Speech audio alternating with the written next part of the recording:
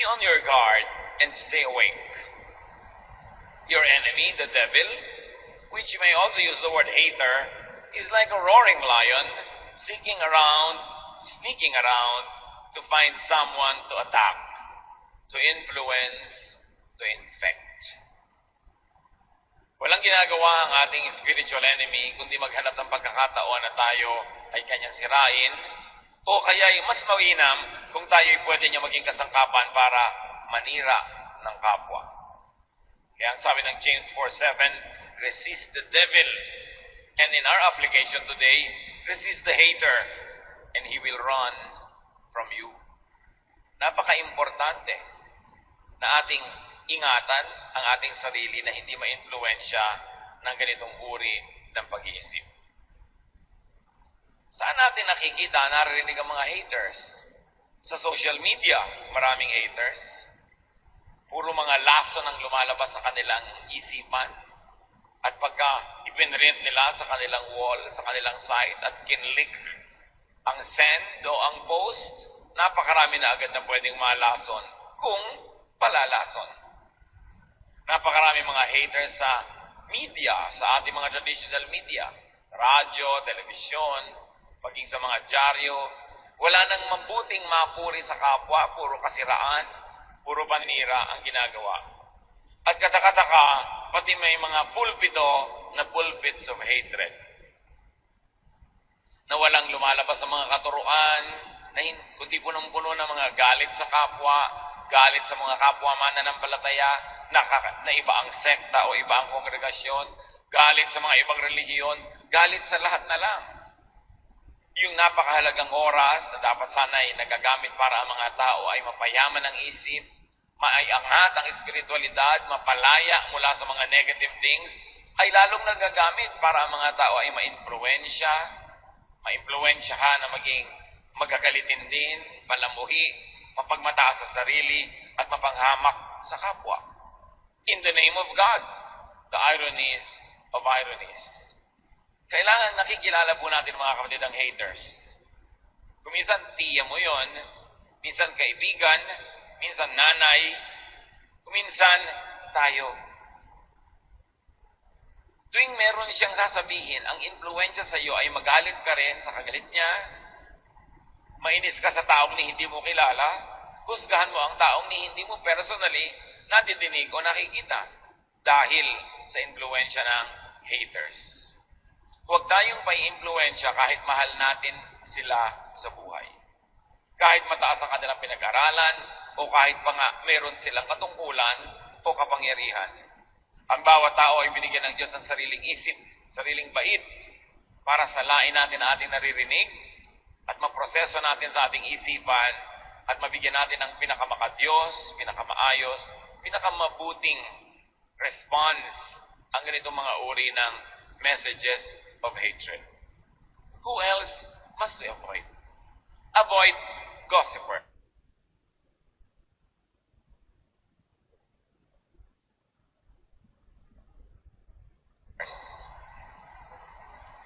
Mga paladala ng chismis.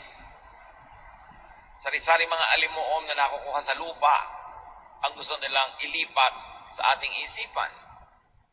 Proverbs 16:28, gossip is no good. It causes hard feelings and comes between friends. Ano nga ba namang buti ang idudulot ng chismis? Pinaghihiwalay ang magkakaibigan. Pag naalaman mo kung ano sinasabi ni ganitong tao laban sa'yo, lumalayo na yung loob mo, nagkakagalit na kayo. At kung ikaw man ay papatol at magsasabi ng masasama tungkol sa kanya, mga chismis tungkol sa kanya, magagalit din siya sa iyo, walang mabuting idudulot. Kuminsan napakatagal na investment ng pagkakaibigan, pagtutulungan, pagmamahalan, sinisira ng mga makakating dila. Sinisira ng mga chismis. Proverbs 20:19, stay away from gossips. They tell everything. Lumayo daw sa mga taong hindi na namimili ng sinasabi, lahat na lang sinasabi. Kahit pa nga dumadating sa iyo para magsumbong ng sinasabi ng iba laban sa iyo, masama pa din ang influence sa iyo, kapatid. Kaya pwede mong sabihin, huwag ka nang lagi magsubong sa akin. Ina-expect ko na that everybody will love me, people will criticize me, people people will say evil things against me, but please, wag mo nilang sabihin sa akin. Kasi nalalason lang yung isip ko, gumugulo ang aking damdamin, nagagalit ako, nawawalan ako ng concentration at pwede magkasala rin ako dahil dyan. Ang tao pong matino, hindi buong buo na ikinukwento ang kanyang nadidinig, lalo pangat ang kwentong ito ay hindi naman nakakatuwa at nakakapagpagalit pa nga. Discreet and decent people filter their gossip, if ever they gossip. Kasi well, we should not be gossiping. There are two types of gossipers. Yung gossipers who tell everything, and gossipers who are discreet and more decent, who filter and soften the gossip, even just a little bit. Meron pang worse, nagdadagdag pa at nagagatong at nagsusulsol ng mga gossips. Kung may tao pong dumadapo sa atin, may daladalang kwento, maging sensitive tayo. Suriin natin, ano ang dahilan bakit mo ito sinasabi sa akin? Talaga bang mahal na mahal mo ako? Kailangang isumbong mo ang lahat? O gusto mo akong galitin dahil ikaw man galit doon sa mga isinusumbong mo? Madali kasi tayong mamanipulate, mamaniobra, na yung giyera ng kapwa, nagiging giyera na rin natin kahit hindi naman natin gusto dahil na-influence ang ating isip. Very discreet and decent people minimize or do not gossip at all. Napakahalagang ating makita yung high qualities of people who refuse to gossip. Ang daming nasasagap natin sa hangin ng mga kung ano-anong balita, pero para laging ulit-ulitin natin yun sa kapwa. Lalo't gumagamit ka ng social media, gumagamit ka ng computer, internet, ng text. Kuminsan irresponsible. Kuminsan mga gossip na wala namang verification. Yung mga tukuli lindol daw ng intensity 12 sa Metro Manila bukas, ikakalat mo agad. Nag-research ka na ba? Totoo ba? Sinong may sabi? Nagsasabog ka agad ng takot at panakot sa tao? Hindi mo naman na-verify. O kayong forward ng mga bagay na nakakatakot na hindi nyo naman verified. Kasi nakakagulo sa isip ng kapwa. Nakakanervyos. Kaya tuwing may nagpapason yan at nagtatanong, meron daw po dito na lindol na darating next week. So, hindi na pe-predict ang lindol. Ilang beses na ba kayo kailangan mag-aral from volcanologists? Typhoon, yes. Storms, yes. Pero lindol, hindi na pe-predict. Kaya pag may nagpe-predict niyan, tulad yung nagpe-predict na darating si Jesus sa ganung petsa, huwag kayo maniwala kasi sabi sa Bible, walang nakakaalam kung kailan mangyayari ang ganung bagay. Bakit pinapayagan nating magulo pa tayo ng mga bagay na hindi naman dapat nakakagulo kung nag-iisip lang tayo ng konti? Tapos hindi mo na iniisip, pass forward ka ng forward, lason pa lang ipinapadala mo sa kapwa. Psalm 101 verse 5, anyone who spreads gossip will be silenced, and no one who is conceited will be my friend, God says. In His majestic ways, God will silence gossipers. Hindi natin laging alam kung paano patatahimikin ng Diyos at ititigom niya ang bibig ng mga mahilig magchismis, pero meron tayong sariling alam na paraan paano mapapatahimik ang gossipers? By avoiding them. By refusing to listen to them.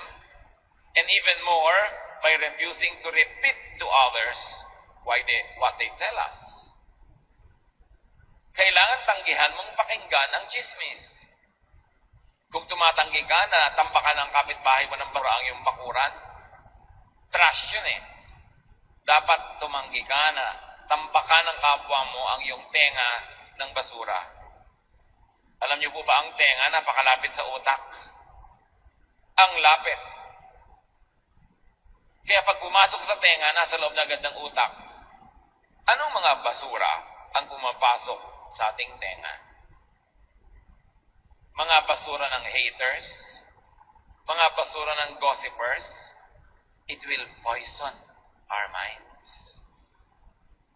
And you can very well know if the mind is poisoned. The language and the vocabulary gets poisoned as well. The behavior, the thinking pattern gets poisoned. Kaya iniingatan. Hindi tayo nagpapapasok ng anumang marumi sa ating tainga. Gusto niyo bang may pumasok na langgam sa inyong tenga?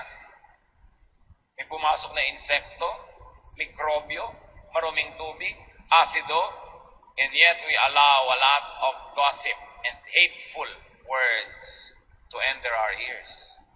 Kailangan bantayan. At kailangan kung sakaling nakapasok, huwag nang ilabas sa ating bibig. Sirain na, wasakin na in the realm of thought so that we don't become instruments of the devil. We don't become extensions of hell and extenders of hell also. Avoid tempters. Mga mapanukso. Proverbs 5:7-8. My son, listen to me and do everything I say. Stay away from a bad woman. Don't even go near the door of her house. Siyempre, pwede mo sabihin, stay away from a bad man or a bad activity or habit, a bad social media post or wall or site. Dati kasi kailangan maglakbay ka pa para ka matukso, maglakad ka pa para may mapuntahan. Pero ngayon, because of the social media, because of the internet, isang bukas ng computer, 2-3 click, nandun ka na sa pinto ng bad woman or bad man. At hindi ka lang nasa pinto, nasa kaloob-looban ka na ng kanyang bahay. Kaya ingatan. Ingatan kung anong mga pinupuntahan nating mga websites. Ingatan kung anong mga pinapanood, pinapakinggan sa social media. Dahil yan ngayon ang napakabisang kasangkapan ng tukso. Matthew 6:13, keep us from being tempted and protect us from evil. Isang major component ng prayer. Ipanalangin natin mga kapatid that with the availability of all of this technology, all the gadgets, and all the channels that we can subscribe to, visit, watch, hear, that we watch ourselves, that we exercise self-censorship, that we exercise self-control. Napakaraming mga laging nagtatanong sa akin na paano nila pipigilin ang kanilang anak, ang kanilang asawa, ang kanilang mga kaibigan na mahumaling sa mga tukso na nasa internet, pati mga online gambling. Kahit innocent-looking games, pero addictive, hindi na makapagtrabaho, hindi na makapagkwentuhan sa mga mahal sa buhay, wala nang panahon para sa ibang bagay kasi puro na lang yung gadget ang kaharap. When these things deprive you of your precious time to do good, to be good to others, they become instruments of temptation. May deception involved. Dapat maging mapanuri. And then avoid negers. Ano ba yan? Negative talkers. Yung pessimist na tinatawag, napakadilim ng paningin sa mundo, lahat pangit ang interpretasyon. Yung mga discouragers, ayaw kang patuloyin na hanapin ang iyong mga pangarap. Ayaw kang magbigyan ng lakas ng loob na to achieve, to try things. Iwasan yung mga fault finders. Sa ginagawa naman ng kapwa, laging may maganda at may mali. Pero pag lagi yung mali, pangit ang tiningnan mo, papangit ang pananaw mo sa sangkatauhan. Avoid complainers. Tuwing kaharap mo, reklamo. Lagi na lang may complaint. Lagi na lang may discontentment. And then avoid catalysts of discontentment. Yung masaya ka na, sisirain pa niya yung saya mo para ka maging unhappy. Sisirain niya yung moment mo. Nagkaroon ka bigla ng boyfriend, sisirain agad ang loob mo, naku, magkakahiwalay din kayo niyan. Yung mga lagi ng discontentment, bakit ganyan ang napili mong boyfriend, may ganito, may ganon, pintas agad. Mga discontented people who are never happy to see others become contented. Avoid agents of hopelessness and gloom because they darken your vision. They darken your outlook. They darken your life. Mahirap na lagi tayong may ganyang kausap. Hindi mo napapansin, negative ka na rin. Wala nang mabuti sa sangkatauhan, lagi na lang masama. Wala ka nang pwedeng magandang asahan, puro na lamang nakakatakot at malungkot. Ang sabi sa 1 Thessalonians 5:11, you must encourage and help each other. Susuriin ninyo kung ang inyong laging kausap ay nakaka-encourage or nakaka-discourage. Siyempre, ang matalino at concerned friend, kung minsan, iti-discourage ka based on facts, based on experience, and based on a generally wise disposition. Pero may mga tao rin na ang buhay nila tagtad ng kabiguan, tagtad ng lungkot, tagtad ng frustration. Ganun na ang buong pananaw nila sa buhay, yun ang iwasan yung maka-influensya sa inyo. So kung ang mga tao ay nagbibigay sa inyo ng discouragement at encouragement, tingnan nyo ang percentage. If most of what you get from people is discouragement, these are the types of people you should avoid. Iwasan nyo rin naman yung 100% tulak ng tulak sa inyo, sulsol ng sulsol na encourage kayo gawin kahit anong gusto nyo. Kasi hindi rin nag-iisip yun. So dapat mga 85% nang i-encourage. In mga 15, 20, dinidiscourage ka, na may point naman, then pwedeng pagtiwalaan ang payo ng ganung mga tao. Matthew 17:20. Sabi ng Panginoong Jesus, if you have faith as small as a mustard seed, you can say to this mountain, move from here to there, and it will move. Nothing will be impossible for you. Kaprasong faith can achieve much. Huwag kayong papayag na inyong faith, inyong pag-asa, yung inyong energy, tanggalin ng mga negative thinkers. Huwag kayong pumayag na inyong pananalig, tanggalin ng mga walang pananalig. Na ang inyong pananampalataya ay pahinain ng mga ayaw manampalataya. Kasi ang pananampalataya, kayamanan. Yan ang pinakamahalaga nating kayamanan. Because only faith can move mountains. Not even all the money in the world can move mountains. Not even all armies in the world can move mountains. But faith, even just the size of a mustard seed, according to Jesus, can accomplish much. So seek people who encourage faith. Makibarkada kayo, makipag-usap, makigrupo sa mga taong nagpapalakas sa inyong pananampalataya, hindi doon sa nagpapahina. Makinig kayo doon sa nagpapainit ng inyong paglapit sa Diyos kaysa doon sa mga nagpapalamig. Makinig tayo dun sa nagbibigay sa atin ng pag-asa, hindi ng takot. Dahil ang taong natatakot, lalong natutupad yung kinakatakutan niya. Seek people who encourage faith because they empower you. Seek people who empower, not those who weaken you, not those who weaken your resolve, not those who blind you with their bitterness, not those who will discourage you from loving, from believing, from hoping. These are the people who will set you back. They are not happy being set back themselves. Magdadamay at magdadamay sila. Avoid people who negate faith, who weaken you.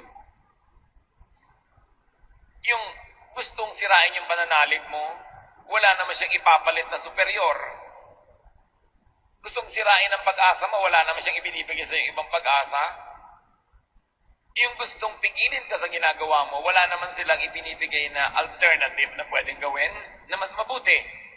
Na pag nakinig ka sa kanila, you will just stop in your tracks and drop dead. Wala namang ibang ipinapalit. Makinig sa mga taong may bagong ideya. Kung yung ideya sound, maganda, nakakapagpalaya, nakakapagpayaman ng isip, nakakapagpabait, maganda yon. Pero yung pinipigil ka sa pananalig mo, pinipigil ka sa inaasahan mo, wala namang ipinapalit na maganda, anong ipapalit niya? Vacuum, emptiness, bitterness. Be careful. And avoid naggers. Yung mga yakiti-yakita, walang tigil ang bunganga, daldal lang daldal. Hindi naman lahat ng nagger, ibig sabihin lang pinapagalitan ka o sinisita ka. May mga nagger na walang tigil ang kadadaldal. Parang makina, mga bibig. Nakakapagod kasama. Meron ba kayong kilalang ganon? Nakakatakot makasabay mag-lunch dahil talagang pagod na pagod ka. Daig mo pa ang nagbuhat ng cross sa Kalbaryo dahil wala kang ginawa kundi makinig sa kanyang non-stop talking, walang koma, walang period, hindi ka makasingit. May kilala kayong ganon? Avoid. O baka kayo yun.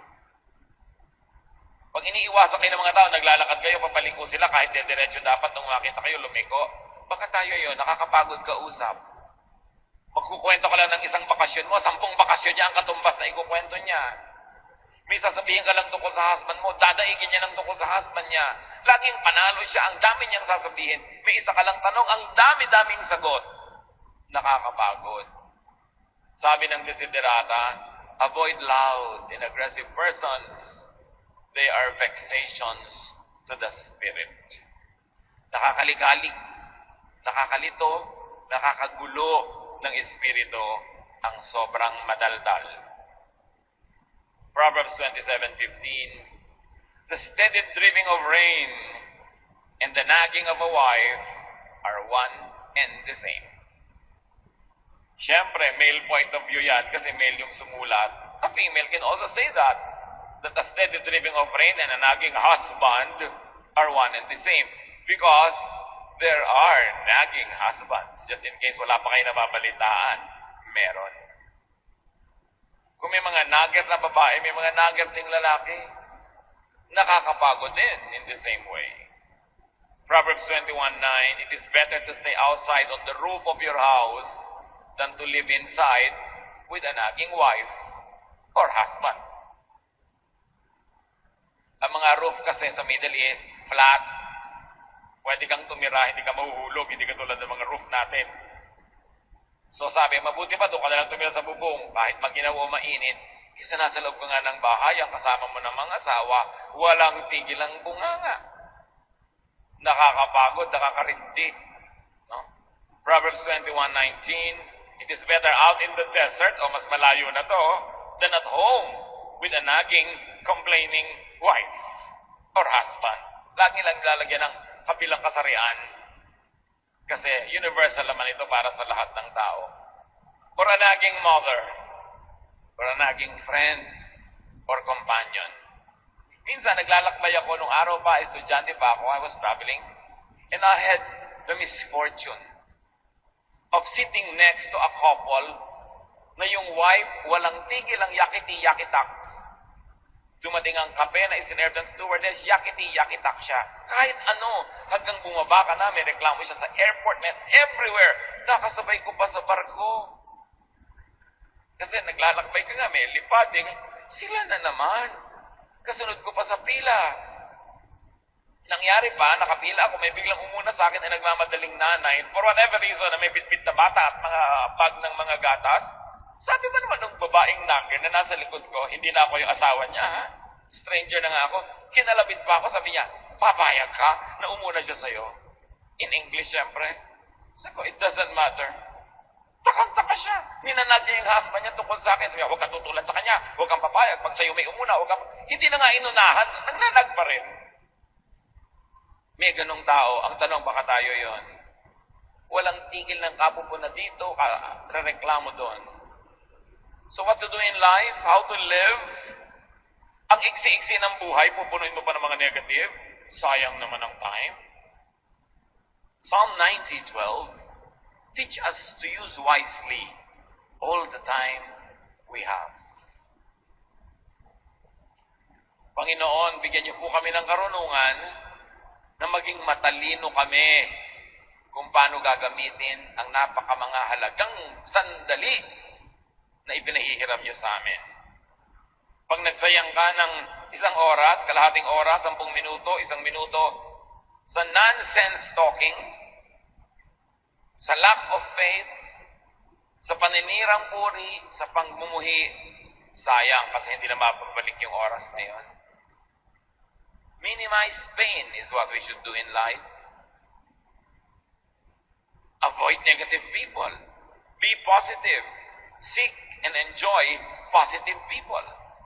Therefore, you maximize pleasure and happiness. And you do the most good. Paulit-ulit ako sa tatlong ito. Ano ang gagawin sa buhay ng tao na ipinapahiram ng Diyos? Maraming pwedeng discussion, maraming pwedeng detail, pero kung tutuusin, tatlo lang. Hanggat maaari, pakontiin at paiksiin mo ang paghihirap at pagdurusa. Minimize pain, whatever it takes. Pain ng body, pain ng spirit, pain ng soul, minimize it. Huwag quarrel ng quarrel. Pampagulo kasi yung quarrel. Pamparaki ng hirap sa buhay. Kailangan maghanap buhay ka para hindi ka mahirap, may makain ka. Therefore, you minimize hunger. Minimize pain. That's why, pinipili mong mabuti kung sinong papakasalan. You minimize pain. Hindi naman totally mawawala yun, meron. But you minimize by choosing wisely. And you maximize pleasure and happiness. Kaya yung mga iba, nagkakapilang pleasure. Yung iba, nilalagyan pa ng sugar, more pleasure. Yung iba, meron pang cream, more pleasure pa. Because you have to maximize pleasure, whatever it means to you, so long as you don't do evil to maximize your pleasure. Kaya may mukha ka na, salamat. Yung iba, naglalagay pa ng makeup para mas ma-please sila. At siguro yung mga taong gusto lang i-please. Nagdadagdag ka ng kaligayahan lagi at kasiyahan sa buhay. Bakit naman hindi? Eh, ang iksi-iksi ng buhay. Kaya nagluluto ka, sarapan mo. Napakalaking kreme naman na meron kang gulay, meron kang mga panluto, tapos ang niluto mo walang kakwenta-kwenta. Sayang ang gas. Ba't may mga ganun magluto? Walang kakwenta-kwenta. It's a crime against the planet. Sinayang mo yung mga ingredients. You maximize pleasure and happiness. That's why may bahay ka, pwede na, pero pinipintahan mo pa. At hindi basta pinta yung gusto mong kulay. Because you're maximizing pleasure. And then you do the most good to balance everything. Because when you only minimize pain and maximize pleasure, but don't do the most good, you will become selfish. And you will become evil to other people. So you do the most good. Tatlong bagay lang ang buhay. Pag ginawa mo yan, ikaliligaya ng Diyos ang ipinahiram niyang buhay sa iyo at makabigyan ka pa ng extension. But avoid haters, gossipers, tempters, mga negative talkers, and naggers, because they will minimize your pleasure and happiness, they will maximize your pain, and they will disable you from doing the maximum good. Better be aware of bad influencers and vexations. Be aware of haters, gossipers, tempters, negative talkers, and naggers, and pray for them. Why? Because you do the maximum good. Pray for them. You don't only avoid them, you pray for them. So that they might be blessed enough to become positive in their outlook. Alam niyo yung mga taong negative, biktima lang kasi yan ng buhay. Kung tutuusin, lahat naman tayo nabibiktima ng buhay.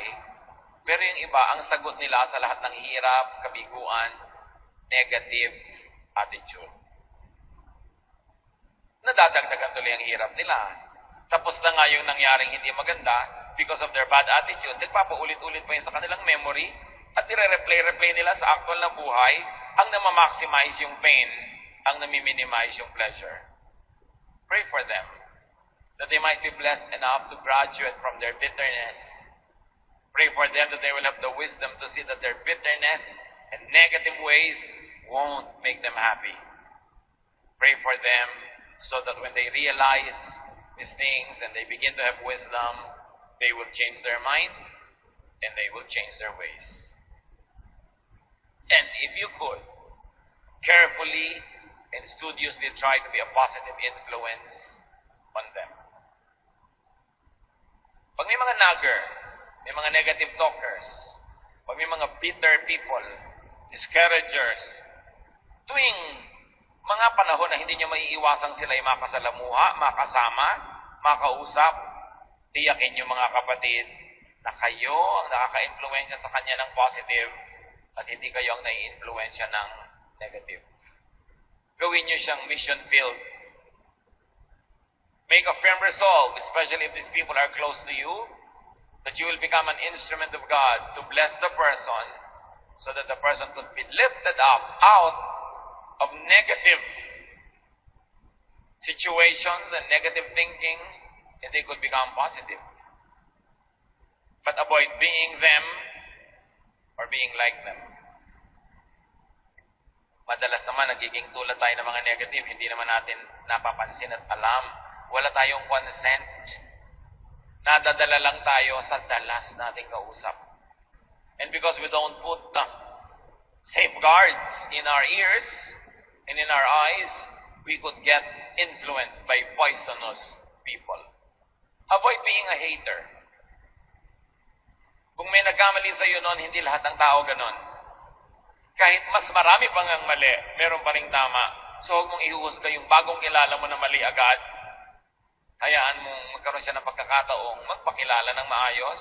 Although, dahil nang ingat ka na, hindi ka naman masyadong vulnerable na sobra-sobra magtiwala. Pero huwag mo agad tatanggalan ng tao ng at least benefit of the doubt na siya ay may mabuting magagawa sa iyo. Avoid being a gossiper, a tempter especially, a negative talker, and a nagger. Romans 2, verse 1. Some of you accuse others of doing wrong, but there is no excuse for what you do. When you judge others, you condemn yourselves because you are guilty of doing the very same things.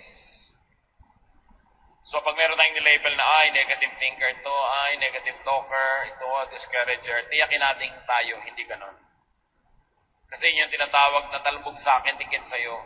The judgment that you throw at people will bounce back to you if you are doing the same thing. So let us always examine ourselves first. Unahin natin suriin ang ating mga sarili. At kung sakaling guilty tayo mga kapatid, tigilan natin to dahil napakalaking parusa sa ating kapwa, lalo sa mga malalapit sa atin kung tayo negative. Kung tayo mahirap kasundo, kung tayo mahirap kasama, para nating pinarurusahan ang mga kasama natin. Hindi kasiyahan na tayo makasama, parang isang sumpa. If guilty, let us avoid inflicting others with our disease. Let us get treatment from the Lord. Meanwhile, remain in isolation while we are contagious. Pag nagpupumiglas, nagwawala ang isang salita na makalabas sa ating bibig, suriin muna natin, will it edify people? Makakabuti ba sa makakarinig? Makakabuti ba doon sa pinag-uusapan? Makakabuti ba sa inyong sariling puso at relasyon sa Diyos? At pag hindi, wasakin ang salitang ito at huwag itong payagang mabuo at lumabas pa sa ating bibig. And very, very importantly, choose your company ever very carefully. Because bad company ruins our morals. Kung minsan nagkakaroon tayo ng mga masasamang ugali, influence lang ng iba. Suriin natin mga kapatid. Umiwas sa hindi mabuti. Sayang ang panahon, sayang ang buhay, kung magugugol pa sa mali. Panginoon, ituro niyo sa amin ang tamang daan, maging sa maliliit na mga detalye ng buhay na pang-araw-araw, maging sa mga bagay na hindi naman theologically big, pero may kinalaman sa aming kasiyahan, kaligayahan, kapayapaan, at maging sa kasiyahan, kaligayahan at kapayapaan ng aming kapwa. Turuan mo kami, Panginoon, na maging tama, maging makadiyos, para ang aming mga bawat malapitan ay mapagpala at hindi makatanggap ng sumpa. Meanwhile, turuan mo kami maging maingat, suriin ang impluensya sa amin ng aming kapwa. Pagbulay-bulayan natin ang mga simpleng pang-araw-araw na bagay na ito, na madalas umahad lang sa ating spiritual growth, umahad lang sa ating kaligayahan at kapayapaan. Ama, papaglinawin niyo po ang aming isip at bigyan kami ng mga practical applications